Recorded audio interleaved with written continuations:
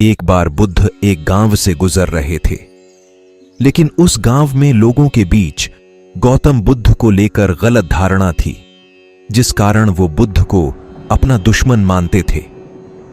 जब उस गांव में बुद्ध आए तो गांव वाले उन्हें बहुत भला बुरा कहने लगे और बधुआएं देने लगे। लेकिन इसके बावजूद भी बुद्ध गांव वालों की बात शांति से और मुस्कुराकर चुपचाप सुनते रहे। गांव वालों ने देखा कि उनकी बातों का बुद्ध पर कोई असर नहीं हो रहा है और वे विनम्रता से उनकी बातें सुन रहे हैं। गांव वाले जब बोलते बोलते थक गए तो आखिर में बुद्ध ने कहा कि यदि आप सभी की बातें समाप्त हो गई हो तो मैं अब प्रस्थान करूं।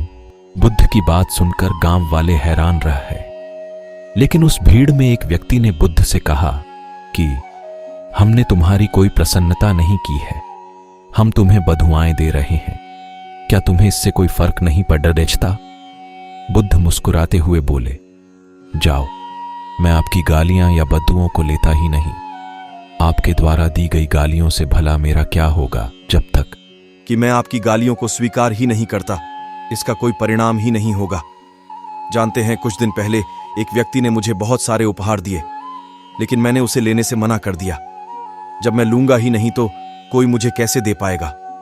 बुद्ध ने पूछा, बताइए, अगर मैंने उपहार नहीं लिया तो उपहार देने वाले व्यक्ति ने क्या किया होगा? भीड़ में से किसी ने कहा, व्यक्ति ने अपने उपहार को अपने पास रख लिया होगा।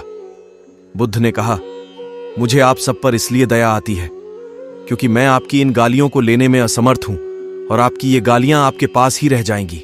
इस कहानी से यह सीख मिलती है कि हम अक्सर अपने दुखों का कारण दूसरों को समझते हैं, लेकिन असल में यह हम पर ही निर्भर करता है कि हम वास्तव में क्या लेना चाहते हैं, खुशी या गम, उदासी या मुस्कान।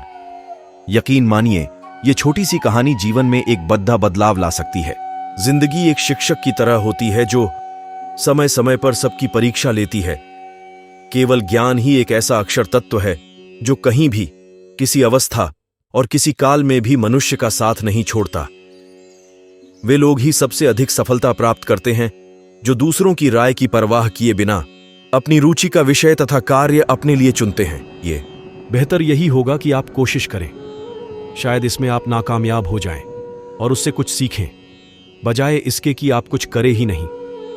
आपकी प्रगति धीमी है या बार बार गलती हो जाती है तो चिंता मत करें, क्योंकि आप उनसे आगे हैं जो प्रयास ही नहीं करते। यदि आप वही करते हैं जो आप हमेशा से करते आए हैं तो आपको उतना ही मिलेगा जो हमेशा से मिलता आया है। वीडियो को लाइक, शेयर और चैनल को सब्सक्राइब जरूर करें।